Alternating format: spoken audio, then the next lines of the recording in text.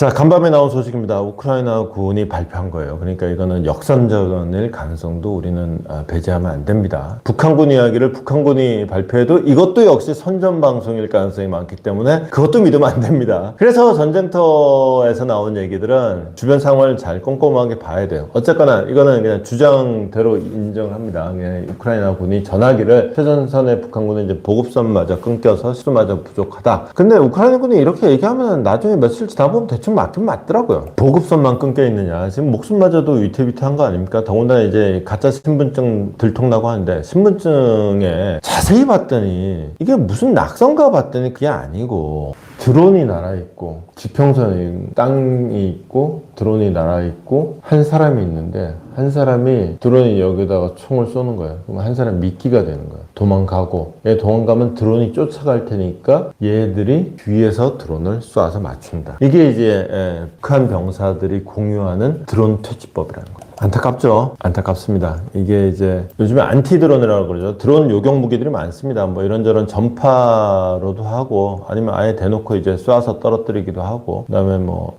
레이저로 아예 떨어뜨리기도 하고 뭐 여러 가지로 많은데 북한이 지금 드론 대응이라는 거는 몸으로 때우는 생사람 미끼를 써서 몸으로 때우는 이건 진짜로 드론 바지라고 밖에 말할 수가 없는 거죠. 총알 바지보다도 더한 드론 바지로 전락한 지금 북한의 현주소를 보는 것 같아요.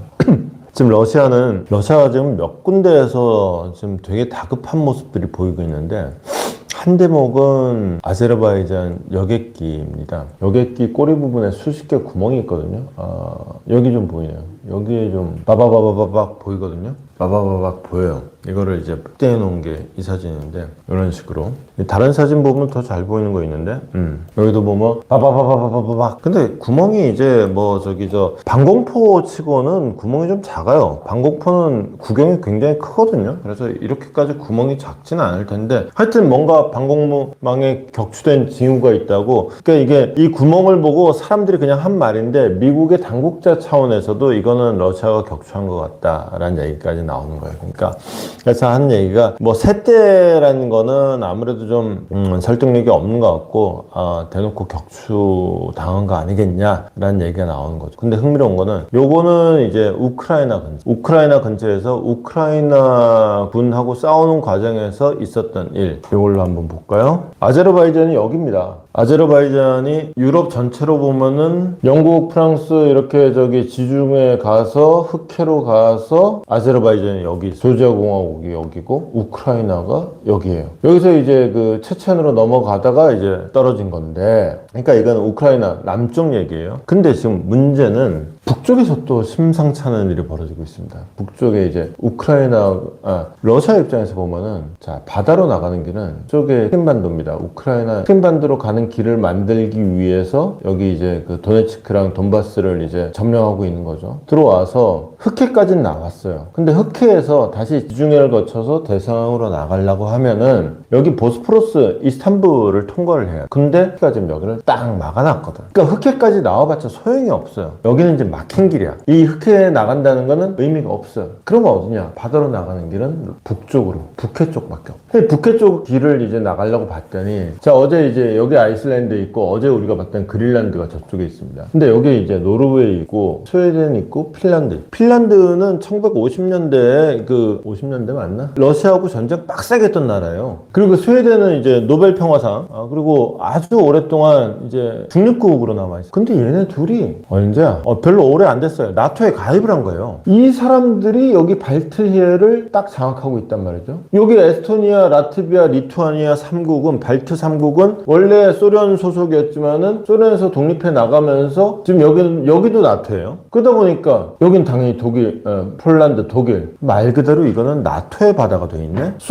러시아 입장에서는 일로 나가려고 그러면은 나가면서 여기도 적국, 저기도 적국, 몇 걸음 더 나가면 또 여기도 적국, 또 여기도 적국. 굉장히 불안한 상태가 된 거죠. 그래 바로 이런 발트에서 러시아가 무슨 일을 벌였느냐. 핀란드 해저 케이블을 손상을 시켰다. 그러니까 이게 뭐냐면 여기에 이제 사보타주라는 표현. 사보타지라는 게 이제 보통 노동운동에서 사보타지 하면은 의도적인 태업을 얘기하는데 군사적으로나 외교적으로 사보타지를 얘기하면은 파괴 공작을 얘기합니다. 그러니까 지난번에 이 안에서 무슨 뭐 저기 송유관 터뜨리고 뭐 이런 것도 파괴 공작이고, 그다음에 그 크림대교, 우크라이나 전쟁 과정에서 크림대교에서 폭발 사고가 일어나게 됐죠. 그걸 미사일로 빵 때리는 거는 군사작전이에요. 근데 의문의 폭발 사고, 뭐 이런 식으로 포장되는 건 이런 걸 이제 사보타지라고 합니다. 그러니까 사실은 군사작전인데 군사작전이 아닌 것 같아요. 그리고 사실은 내가 때렸는데 때리고는 냉큼 나 아닌 척 하는 거, 이런 거죠. 이런 식으로 해가지고 상대방의 의지를 꺾어놓는 거예요. 그래서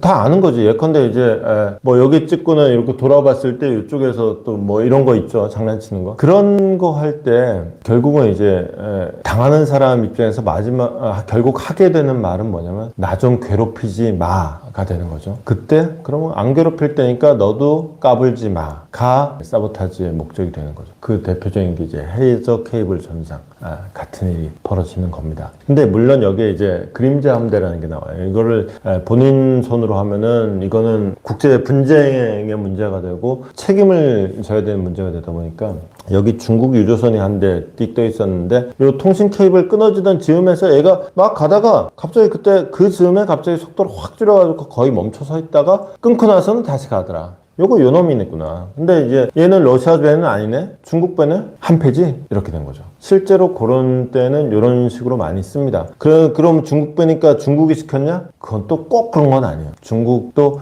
관련돼 있을 가능성이 매우 높긴 하지만은 꼭 그런 건 또 아닌지라. 어쨌거나 러시아의 입장에서는 그냥 가만히 있으면은 여기를 진짜 적국